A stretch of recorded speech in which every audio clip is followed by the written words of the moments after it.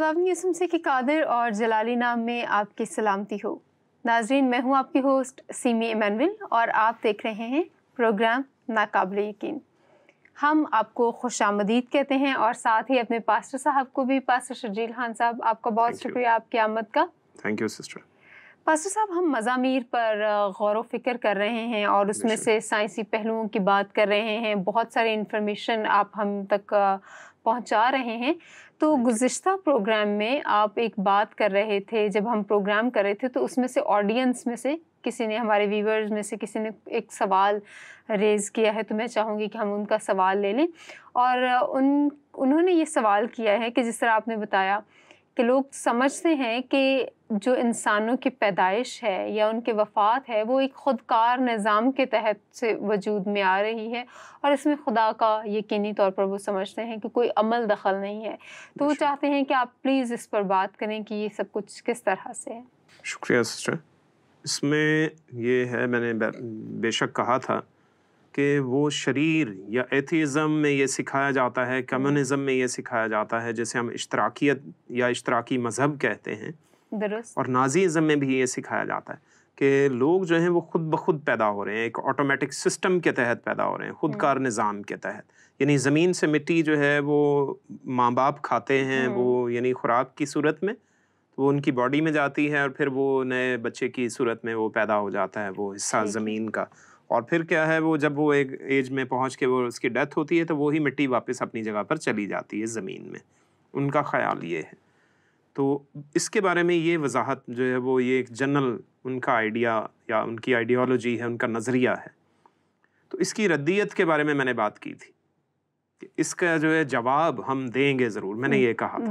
बिल्कुल वो ये है, तो उस प्रोग्राम में शायद हमें मौका नहीं मिला, तो वक्त की नज़ाकत के बायस वो बेशक ऐसा होता है। तो बहरहाल अब ये है कि इसमें खुदा ने यानी हमें बनाया है, ये हम मानते हैं क्योंकि हमने शुरू से सुना है अपने वालिदैन से, या हमने किताब मुक़द्दस में पढ़ा है बाद में बड़े होकर या समझ से।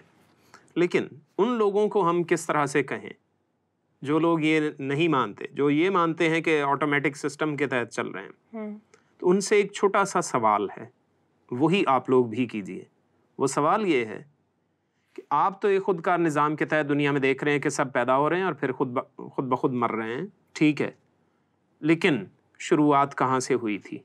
यानी पहला इंसान कहाँ से आया था जब से ये निज़ाम चल पड़ा है, ठीक है, और कब आया था? यानी छोटा सा सवाल है, आपने उनके सवाल का जवाब नहीं दिया। ये एक सिंपल मेथड जहन में रखें कि किसी भी शख्स ने जो किसी भी तरह का नज़रिया कायम किया है जो बाइबल मुक़द्दस के मुनाफी है, जो आपके ईमान के मुनाफी है, तो आप उससे सादा सवाल वो कीजिए जो उसके सवाल की बुनियाद हिला दे। बिल्कुल ठीक। तो उसको समझ में आ जाएगा कि मैं गलत हूँ। वो ना तो आपको अपनी डेट बता सकते हैं कि कब से ये आगाज़ हुआ, और ना ही वो पहले इंसान के बारे में बता सकते हैं आपको कि वो कब पैदा हुआ। बिल्कुल ठीक है। तो इस वजह से जब वो ये नहीं बता सकते तो इसका मतलब ये है कि वो बेबुनियाद बात कह रहे हैं। तो जब बात बेबुनियाद है तो फिर वो गलत बात है। सही। तो उनका सवाल जो है वो खुद उनके लिए क्या है, वो उनकी अपनी गलती को सुधारने के लिए काम आएगा। सही। तो वो सेल्फ मिस्टेक का शिकार हैं, वो सेल्फ रियलाइजेशन को नहीं समझ रहे। ठीक। तो इसलिए आप उनसे ये सवाल करेंगे कि आपके यानी इस खुदकार निज़ाम का आगाज़ कब हुआ था, यानी पहला फर्द जो था वो कब पैदा हुआ था, कब पैदा हुआ, कैसे और पैदा कैसे हुआ था। यानी फिर आप उसमें मज़ीद वजाहतें पूछना शुरू कर दीजिए, तो फिर उनके पास कोई जवाब मौजूद नहीं है, ना उनके पास कोई और दलील बाकी रहेगी। फिर आप अपना ईमान और दुरुस्त तालीम उन्हें बयान कर सकते हैं। बिल्कुल ठीक।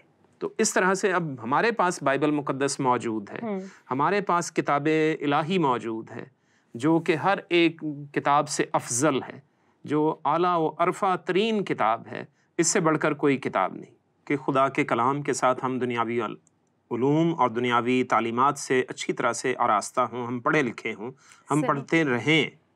सिर्फ ये नहीं कि हमने स्कूल कॉलेज यूनिवर्सिटी में पढ़ा तो बस पढ़ लिया, हम जो है पढ़े लिखे हो गए, हरगिज़ नहीं।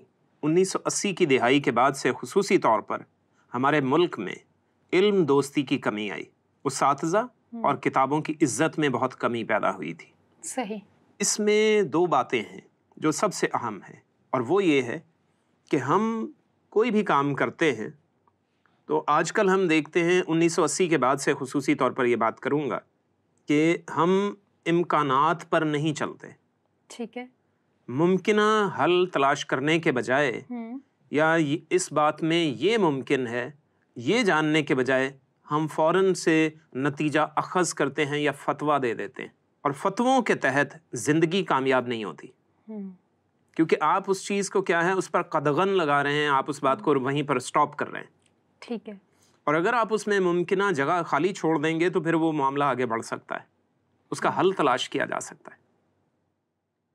तो हमें फतवों से निकलकर मुमकिनात को देखना है, क्योंकि ज़िंदगी मुमकिनात पर चलती है। कामयाबी हमें मुमकिनात से मिलती है, फतवों से नहीं। बिल्कुल ठीक। तो यही बात इन लोगों के साथ भी है, ये शरीरों के साथ भी है। और मज़ामीर में अगर आप पढ़ें तो इसमें बड़ी वजाहत दी गई। अब इसमें आगे आप ज़बूर नंबर 10 की आखिरी आयत जो है वो इस चीज़ का सबूत है हमारे पास। बिल्कुल ठीक। उसका आखिरी हिस्सा है, इंसान जो खाक से है। इंसान कहाँ से है? खाक से है।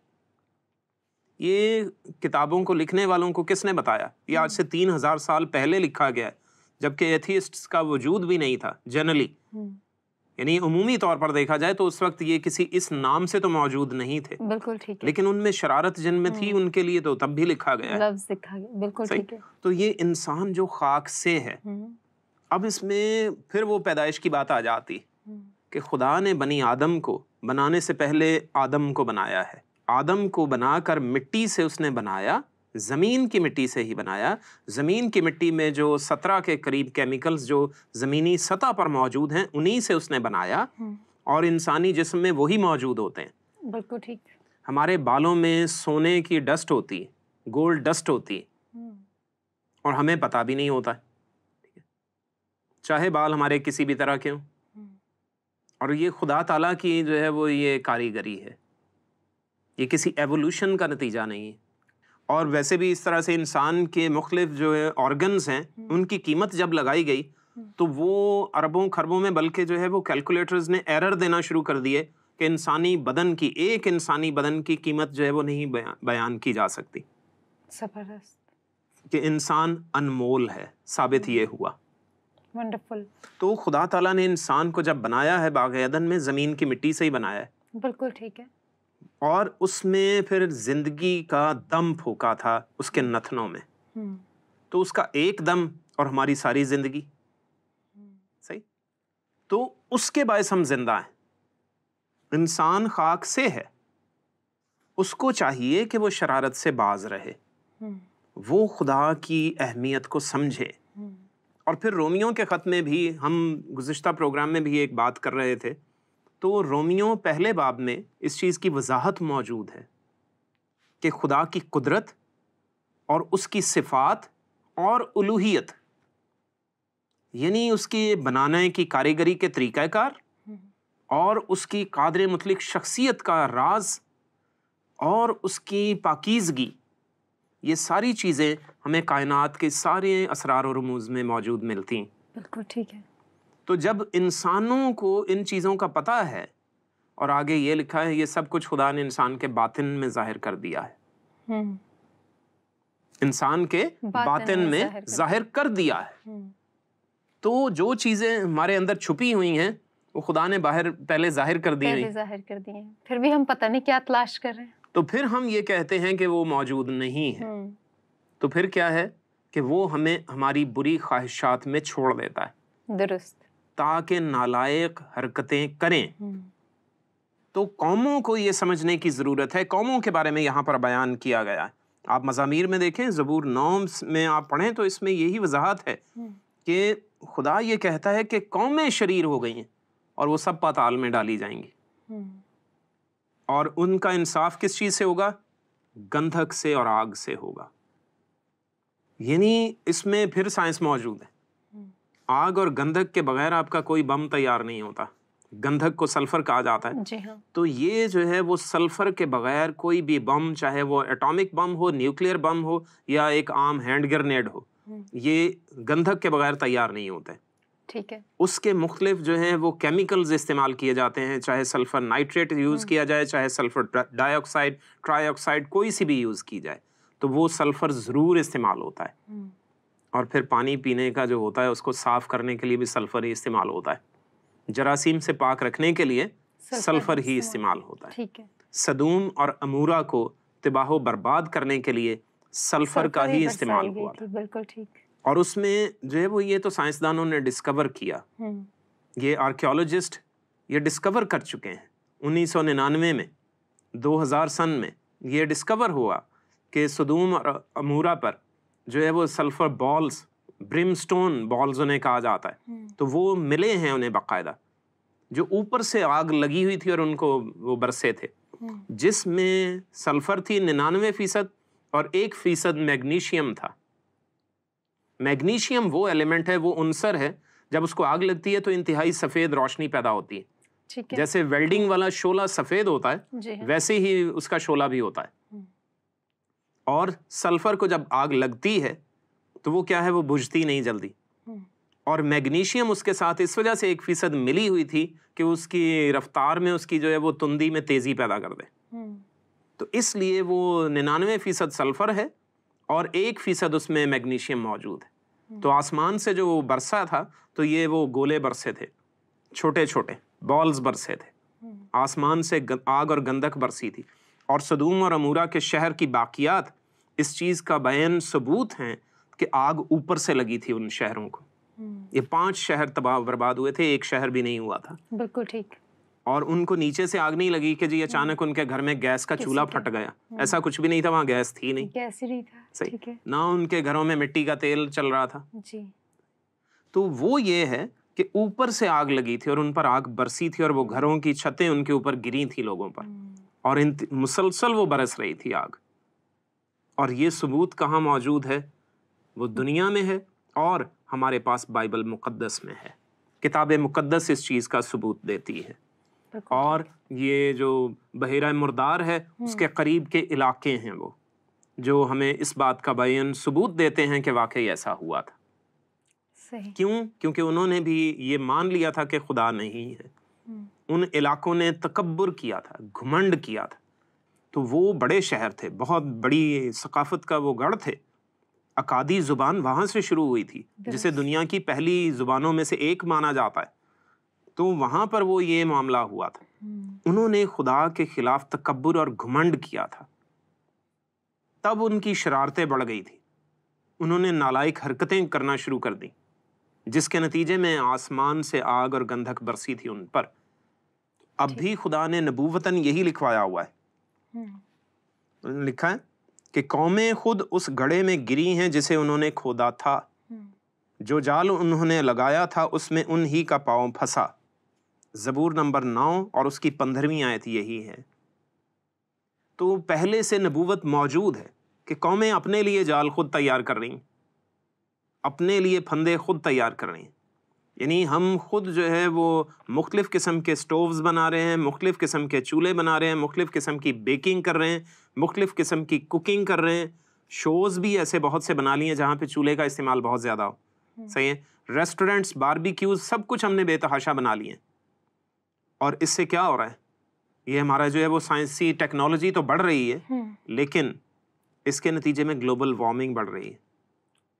हम पूरी दुनिया का टेम्परेचर बढ़ाते चले जा रहे हैं और उसके नतीजे में दुनिया में जो ठंडक थी वो कम हो रही है, जिसका नतीजा ये निकलेगा कि ग्लेशियर्स जो पोल्स पर मौजूद हैं वो आहिस्ता आहिस्ता पिघलना शुरू हो जाएंगे और दुनिया में किसी वक्त सैलाब आ सकता है पूरी दुनिया पर। बिल्कुल ठीक। समुद्रों का लेवल बढ़ रहा है। जी हाँ। और ये 1980 से सिलसिला जारी है। और उसके अलावा इससे जो क्लाइमेटिक चेंजेस, यानी कि जो मौसमी तगय्युरात पैदा हो रहे हैं वो बेतहाशा हैं। मुसलसल आए दिन सैलाब आते हैं, मुसलसल तबाहकारियाँ होती हैं, मुसलसल सुनामी आ जाते हैं।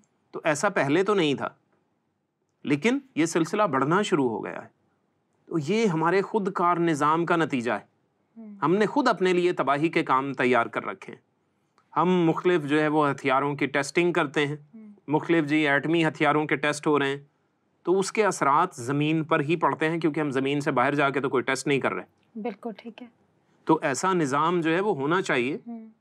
चलें, ये पैगाम है साइंसदानों के लिए और बड़े बड़े इदारों के लिए कि हम ऐसे जो एटमी हथियार हैं, हम उनकी टेस्टिंग, उनके जितने भी हम ये काम हैं, हम उनके इम्तिहानात दुनिया से बाहर जाकर भी करें, ताकि वहाँ पर इसके असरात मुरतब हों और हमारी ज़मीन उनसे महफूज रहे।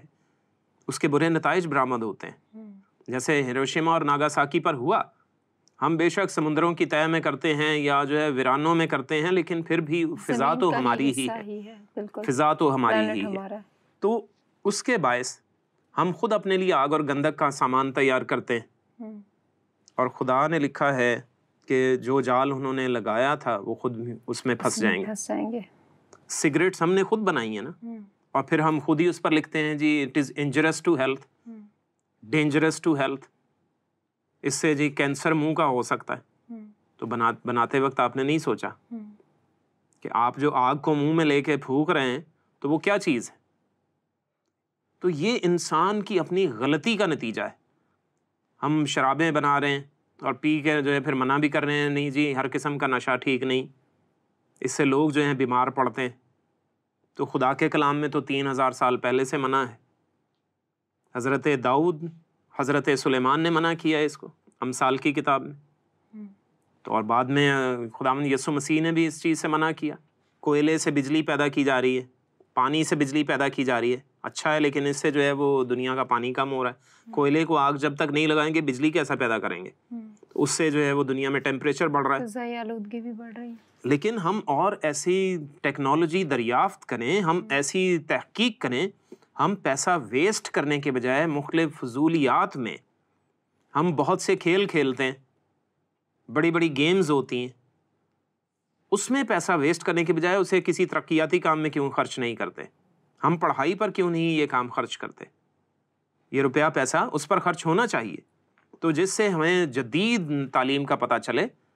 हम जो है वो कार्बन पार्टिकल्स, यानी कि ये ही कोयला जो है ये कार्बन है, तो हम इसके छोटे ज़र्रात से भी बिजली पैदा कर सकते हैं, जिसमें कोयले की ज़रूरत नहीं पड़ेगी और आग जलाने की ज़रूरत नहीं पड़ेगी। ये मैं नई तहकीक के हवाले से बात कर रहा हूँ। उसमें ये है कि हम कार्बन को जो है वो छोटे नैनो पार्टिकल्स या माइक्रो पार्टिकल्स में कन्वर्ट करके उसको जो है वो एक ख़ास किस्म के महलूल से जो ऑक्सीडाइजिंग हो, ठीक है, तो उसमें से जब इलेक्ट्रोलाइट्स की सूरत में या सॉल्वेंट में से गुजारते हैं, जैसे वो कार्बोनाइल सॉल्वेंट्स होते हैं, जैसे पेट्रोकेमिकल्स हैं, उसमें से गुजारें, या पेट्रोल वगैरह है या स्पिरिट है, तो उसमें से ख़ास टेम्परेचर पर गुजारें तो उसमें से बिजली पैदा होती है। उस पर साइंटिस्ट तहकीक कर रहे हैं, लेकिन हमें भी सोचना है।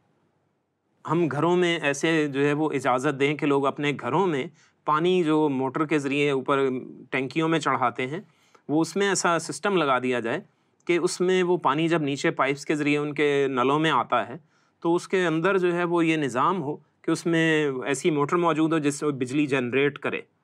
ऐसा जनरेटर लगा दिया जाए, ऐसा रोटर लगा दिया जाए जिसके ज़रिए वो बिजली जनरेट भी करे, तो वो उससे क्या है पानी रिसाइकल भी होता रहे। उसमें फिल्ट्रेशन सिस्टम भी लगा देना चाहिए। ठीक है। हमारे इदारों को, हमारे मुल्क को, हमारी मईशत को, हमारे मुआशी निज़ाम को इस चीज़ को देखने की ज़रूरत होती है। सही। हमारे थिंक टैंक्स को इस चीज़ को देखने की ज़रूरत होती है। लेकिन शरीर ऐसे नहीं है, वो इस तरह से नहीं करते और लोगों के लिए वो बर्बादी का बायस बनते हैं। तो ये सबब है कि इंसान खाक से है, तो उसे थोड़ा सा बुलंद होकर सोचने के लिए खुदा से राब्ता करना पड़ेगा। खुदा से मुलाकात की ज़रूरत होती है, खुदा से मुसलसल राब्ते में रहना पड़ेगा, ताकि हम अपनी जो नफसानी ख्वाहिशात हैं, जिसमें वो फ़ख्र करता है शरीर, जो उसकी डेफिनेशन है एक ज़बूर उसकी 10 उसकी 3री आयत के मुताबिक, तो वो अपनी नफसानी ख्वाहिशात पर फ़ख्र करता है, यानी शरारत कर ली और जो है वो उल्टे सीधे जो है नाच रंग है। तो इस वजह से क्या है, ये नफसानी ख्वाहिशात हैं और इससे फ़ायदा नहीं मिल रहा और तकब्बुर भी मौजूद है। तो इस वजह से इनको तर्क करके हमें खुदा की तरफ पलटना है, अपने आप को हलीम और फिरौतन बनाना होता है। तो ये सबब है कि इंसान जो है वो उसे कहा गया कि इंसान खाक से है, ताकि वो अपनी अहमियत जाने और अपनी हैसियत को दर हकीकत समझे कि मैं कहाँ से हूँ, तो मुझे क्या करना है। और खुदा से राब्ते के लिए हमें किताब मुक़द्दस की ज़रूरत है। अभी इसमें देखिए कि ये ज़बूर जो है ये कह लीजिए कि क्रिएशन और क्रिएटर का जो है वो एक उसका जो है वो प्रोलॉग है, ठीक है। ये तारुफी ज़बूर है एक तरह से, खुदा ताला की थोड़ी सी साइंसी कुदरत का इजहार भी इसमें मौजूद है। बिल्कुल ठीक है। और वो किस तरह से कादरे मुतलिक है, यानी वो ऑल माइटी कैसे है, उसको भी यहाँ पर बयान किया गया है। अब आसमान खुदा का जलाल जाहिर करता है और फिजा उसकी दस्तकारी दिखाती है, दिन से दिन बात करता है और रात को रात हिकमत सिखाती है। ना बोलना है ना कलाम, ना उसकी आवाज़ सुनाई देती है, उनका सुर सारी ज़मीन पर। आसमान खुदा का जलाल जाहिर करता है, ठीक, यानी खुदा का स्प्लेंजर, खुदा की ऑलमाइटीनेस, उसकी कुदरत, जो तमाम कुदरत है, जो हम रोमियो पहले बाब की बात कर रहे थे, तो वही बात यहाँ पर भी एक तरह से बयान की गई। बिल्कुल ठीक, दलाइल दिए गए हैं यहाँ पर। अब इसमें आसमान पर हम जब निगाह करते हैं तो हम कॉस्मोलॉजी और एस्ट्रोनॉमी की बात बेशक करते हैं, ठीक है, और जो है वो एस्ट्रल फिजिक्स की बात की जाती है, जी हाँ, ठीक है, स्पेस साइंस की बात की जाती है जनरली। अब हम भी उसी स्पेस साइंस का हिस्सा होते हैं, दर हकीकत हमें वैसे अंदाज़ा नहीं होता। यूनिवर्स में जब हम थोड़ी सी जो है वो दुनिया से बाहर निगाह करें तो हमें बहुत से सितारे नज़र आते हैं आसमान पर, जनरल ये है। बिल्कुल ठीक। लेकिन जब हम साइंसी तहकीक को स्टडी करते हैं या उसका मुताला करते हैं तो हमें पता चलता है कि हम एक निज़ाम शमसी का हिस्सा हैं, सोलर सिस्टम का हिस्सा हैं, जिसमें हमारे अलावा 7 और सैयारे हैं, ठीक है, सूरज उसका मरकज़ी हिस्सा है और सारे सैयारे उसके इर्द गिर्द घूम रहे हैं। पहले तो ये भी पढ़ाया जाता था कि प्लूटो जो आखिरी जो है वो 9वां प्लैनेट है वो भी उसका हिस्सा है, लेकिन अब सिर्फ 8 हैं। और हमारा ये निज़ाम शमसी जो है ये ख़ास उसमें कहकशां में मौजूद है जिसे मिल्की वे कहा जाता है, और वो कहकशां फिर अपने जैसी कई और कहकशाओं के साथ वाबस्ता है। अब कहकशां की डेफिनेशन ये होती है, एक गैलेक्सी की डेफिनेशन ये होती है जिसमें अरबों, कम से कम अरबों की तादाद में सितारे सैयारे हों और जो थोड़े करीब करीब हों। बिल्कुल ठीक। अब उनकी मुख्तलिफ शेप्स हैं। जो कहकशाएँ दुनिया में मौजूद हैं, जो साइंसदानों को अब तक पता चली हैं, उनकी तादाद भी अनकाउंटेबल है। अभी तक मुकम्मल तौर पर हमने काउंट नहीं किया उनको, कहकशाओं की तादाद को। और मैंने ये बताया कि एक कहकशां में कम से कम जो अरबों खरबों की तादाद में सैयारे सितारे होने चाहिए। सही। तो फिर इससे अंदाज़ा कर लीजिए कि बाकी कहकशाओं में क्या कुछ होगा। अब उसमें कुछ कहकशाएं छोटी हैं और कुछ बड़ी भी हैं। ठीक है। अब उनकी अपनी एक रफ्तार है, ये भी लिखा हुआ है, ठीक है। अब साइंस ने भी इस चीज़ की तहकीक की कि हर एक गैलेक्सी की अपनी एक रफ्तार होती है। हर गैलेक्सी की अपनी एक रफ्तार है। वो क्या है? वो ड्रिफ्ट करती है या वो रोटेट करती है। यानी ड्रिफ्ट करने का मतलब होता है थोड़ा सा खिसकना, हाँ जी, या सिरकना। और दूसरी जो है वो रोटेट करती हैं, यानी वो घूमती हैं। अब ये गैलेक्सीज जब घूमती हैं तो इनको कौन घुमा रहा है? सवाल ये भी सोचने की बात। अब जैसे निज़ाम शमसी की बात मैंने की थी, अब वो सूरज के गिर्द क्यों घूम रहे हैं? तमाम सैयारे जो हमारी दुनिया के साथ वाबस्ता हैं, Mercury, Venus, Earth, Mars, Jupiter, Neptune, Saturn, Pluto, ये प्लूटो तक जाते हैं। हम वैसे प्लूटो उसमें शामिल नहीं, बचपन से क्योंकि प्लूटो सीखा था तो इस वजह से वो जुबान पे रटा हुआ है। बहरहाल तो जो है नेपच्यून तक है। तो अब ये जो है सब ये सूरज के गिर्द घूम रहे हैं। तो क्यों घूम रहे हैं? अब इसमें जब हम साइंस की तरफ जाते हैं तो पता चलता है एक कुव्वत है जिसने इन्हें धकेला हुआ है। अब वो कुव्वत जो है वो इनमें दाखिल की गई है, वो इनके अंदर मौजूद है, जो इनके अंदर से निकल रही है और सूरज के अंदर से भी निकल रही है। और हर एक के अंदर बड़े बैलेंस्ड कुव्वत है कि वो उससे बाहर नहीं निकलते। जैसे आप जो है वो पत्थर को, छोटे या गोल बॉल को किसी को रस्सी से बांध लें तो आप उसे हाथ से घुमाएं तो वो आपके इर्द गिर्द चक्कर लगाएगा, सही। तो अब वो बैलेंस रहता है जब तक रस्सी आपके हाथ में, बिल्कुल ठीक, या रस्सी टूट नहीं जाती। और उस कुव्वत का या उस नजर ना आने वाली गैर मरई रस्सी का नाम जो है वो है ग्रेविटी, ठीक है, जिसे कशिश सकल कहा जाता है। जमीन की कशिश भी उसे कहते हैं, लेकिन वो क्या है? ग्रेविटी है, सकल कह सकते हैं हम उसे, या कशिश कह लीजिए। अब इसमें बात यह है कि ये ग्रेविटी हर एक सैयारे की अलग अलग है। जो ज़मीन की कुव्वत कशिश है वो चांद पर नहीं है, वो ना नेपच्यून पर है, ना सैटर्न पर है, ना ही जुपिटर पर है। ठीक है, जो सूरज के ज़्यादा करीब है उसकी ग्रेविटी फ़र्क है। इस सारी ग्रेविटी से हट के, अपनी अपनी ग्रेविटी से अलावा जो है वो कोई भी सैयारा या कोई भी सितारा अपनी अपनी गैलेक्सी में जितने भी सारे के सारे ऐसे निज़ाम हैं, वो सब के सब जो है वो सूरज चांद सितारे हर एक गैलेक्सी में बेशुमार हैं। तो वो अपनी अपनी जगह पर घूमते हैं। इसी वजह से हमारी ज़मीन के ऊपर जो फ़िज़ा मौजूद है, जो हवा है, वो इसी कशिश की वजह से बरकरार है। दुरुस्त। अगर ये कम हो जाए तो ये फ़िज़ा ऊपर उठ जाएगी, गायब हो जाएगी। हाँ जी। तो हम सांस नहीं ले पाएंगे, सारे के सारे मर जाएंगे। और अगर ज़्यादा हो जाए तो इतनी ज़्यादा हवा का दबाव बढ़ जाएगा कि हम दब के मर जाएंगे। तो ये एक बैलेंस्ड है। तो किसने बनाया इसको बैलेंस? और हर वक्त बैलेंस में रहती है, उससे ऊपर नीचे नहीं होती। हवाएं भी तेज़ चलती हैं, तूफान भी आते हैं, बारिशें भी होती हैं, सैलाब भी आते हैं, समुद्र भी मौजूद हैं, खाइयाँ भी मौजूद हैं, वादियाँ भी हैं, पहाड़ भी हैं, दरिया भी हैं, सब कुछ है।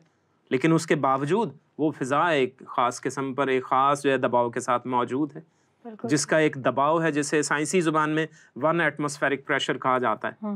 तो खुदा जो है वो मौजूद है और उसके कलाम में लिखा है कि वो अपनी कुदरत के कलाम से हर एक चीज़ को संभालता है। बिल्कुल ठीक। उसका कलाम मौजूद था तो ये सारी चीज़ों ने वजूद लिया। यानी आगाज़ जब किया था उसने, तो उसने कुछ कहा था तो एटम्स ने मूवमेंट शुरू की थी। एटम्स और मॉलिक्यूल्स जो हैं उन सब की मूवमेंट होती है। मूवमेंट के बगैर जो है वो कोई भी चीज़ जो है कायम ही नहीं रह सकती। जी हाँ। अगर हम ठोस, माया, गैस, ये 3 हालात हैं जो किसी भी मैटर के या मादे की हालात हैं या हालतें हैं, तो अगर सॉलिड को भी लें, ठोस चीज़ को भी लें, तो इसमें भी एटम वाइब्रेट करते हैं। हाँ जी। अगर ये वाइब्रेट ना करें तो ये अपनी जगह पर कायम नहीं रहेगी, ये बिखर जाएगा सब कुछ। तो उनको पहले जब जिसने बनाया है उसने किसने उनको वाइब्रेशन दी। अब ये 3 तरह की वाइब्रेशन उनकी भी होती है, तो वो तीनों किस्म की वाइब्रेशन किसने उनको दी? खुदा के कलाम ने। खुदा ने बोला तो ये इलेक्ट्रॉन्स, ये प्रोटॉन्स, ये न्यूट्रॉन्स और एटम्स जो है मूव करना शुरू हुए। में आ गए। बिल्कुल ठीक है। तो इस वजह से ये खुदा की कुदरत है जो ये सब कुछ कर रही है। उसने हमें दुनिया में संभाला पाला हुआ है। बिल्कुल ठीक। और पास्टर साहब आपको बहुत शुक्रिया। जब हम गैलेक्सी की बात कर रहे थे तो बस गैलेक्सी और एस्ट्रोनॉमी में ही चले गए थे, और ये बड़ी खूबसूरत बात है। साइंस को खुदा के कलाम से जब हम जुड़ा हुआ महसूस करते हैं तो एक हमारे अंदर बातनी खुशी महसूस होती है। मगर बहुत अच्छा लग रहा था, लेकिन अब जैसे आपने ऑलरेडी कहा है कि वक्त की कमी के बायस हम इसको इसी जगह पर छोड़ते हैं। नाज़रीन, आपने बहुत कुछ सीखा। ख़ास तौर पर आपने सीखा कि हम खाक से हैं तो फिर घमंड करने की कोई ज़रूरत नहीं और शरीर कहलाने की कोई ज़रूरत नहीं। आइए हम खुदा के कलाम पर फोकस करें और अपने ईमान का इजहार करें। देखते रहिए प्रोग्राम नाकाबिल यकीन।